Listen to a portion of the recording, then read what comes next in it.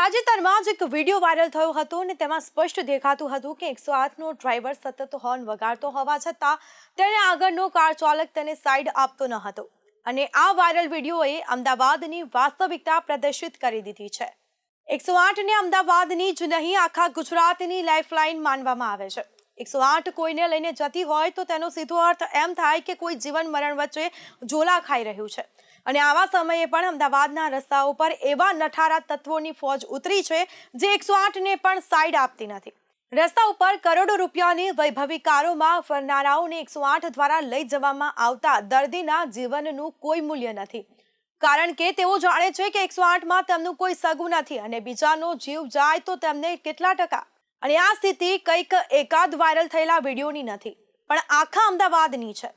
અમદાવાદના દરેક વિસ્તારોમાં નઠારા તત્વોની ફોજ જોવા મળશે અને આ નવરી ધૂપ પ્રજાતિને વાસ્તવમાં જીવનનું મૂલ્ય શું હોય તેની ખબર જ નથી, કારણ કે બાપાની કમાણી ઉપર જોર કાઢનારા આ નઠારા તત્વોને 108માં જવાના દિવસો હજી આવ્યા નથી। આ નઠારા તત્વોના લીધે અમદાવાદમાં છેલ્લા કેટલાક સમયમાં 108ને હોસ્પિટલ પહોંચવામાં વિલંબનો સામનો કરવો પડે છે। આજે આવા તત્વોના લીધે કેટલાક લોકોએ 108માં હોસ્પિટલ પહોંચતા પહેલા જ અંતિમ શ્વાસ લઈ લીધો હશે અને તેનો આંકડો સુદ્ધા પણ હજી ઉપલબ્ધ નથી।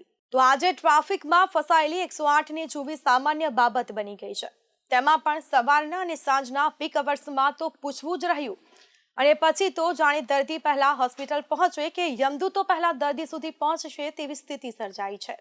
એક સમય હતો જ્યારે 108ને પસાર થતા જોઈને તરત જ બધા વાહનો સાઈડ કરી આપતા હતા, પણ હવે અમદાવાદને નઠારા તત્વોએ રીતસરનું બાનમાં લઈ લીધું હોય અને તેનો ભોગ હવે 108 પણ બની છે। આજે સ્થિતિ એ છે કે આ લોકો રીતસર 108ને રસ્તો આપતા નથી, કેટલાક હોર્ન વગાડવા છતાં તેને આગળ જવા દેતા નથી અને પાછા ઉપરથી તેઓ કોઈના જીવનની ઠઠ્ઠા મશ્કરી કરે છે અને આવા તત્વોને બીજાના જીવનનું કોઈ મૂલ્ય નથી, કારણ કે આવા તત્વો પોતે સાવ મૂલ્યવિહીન છે। 108 પર કોલ આવે છે અને ત્યારે તે કોલ આવ્યાના 30 જ સેકન્ડમાં ઉપડી જાય છે અને તેની પાસે ઇમરજન્સી મેડિકલ ટેકનિશિયનની ટીમ અને આવશ્યક મેડિકલ કિટ તથા ડોક્ટર અને નર્સ પણ હોય છે અને જેથી દર્દીને પ્રાથમિક સારવાર સ્થળ ઉપર જ આપી શકાય છે। ઘણા કિસ્સાઓમાં તો દર્દીને હોસ્પિટલ લઈ જવાની પણ જરૂર પડતી નથી અને સ્થળ પર જ પ્રાથમિક સારવાર આપી દઈને સાજું કરી દેવામાં આવે છે।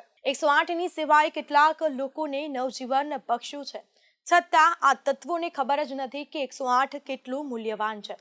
આટલું ઓછું હોય તેમ શહેરોના દરેક 4 રસ્તાઓ પર વાહનોનો જમેલો જામેલો જોવા મળતો હોય છે। હવે આ જમેલો દૂર કરવાની જવાબદારી ટ્રાફિક પોલીસની છે। જો ટ્રાફિક પોલીસ 4 રસ્તાને પણ ક્લિયર રાખે તો તે 108 ઉપર મોટી કૃપા થઈ કહેવાશે। આ બાબત અમદાવાદના જ કોઈ પણ 4 રસ્તા નહીં, રાજ્યના દરેક 4 રસ્તાને લાગુ પડે છે।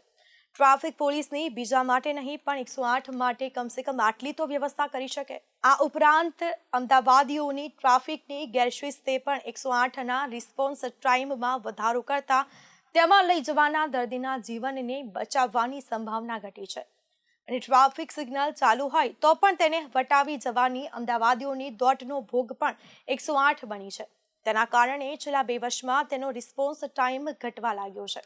હવે જો સ્થિતિ આવી જ રહી તો આગામી દિવસોમાં 108ના રિસ્પોન્સ ટાઈમમાં હજી પણ ઘટાડો નોંધાઈ શકે છે અને તેની સાથે અમદાવાદ સહિતના રસ્તાઓ પર ઘણું અતિક્રમણ થયેલું છે।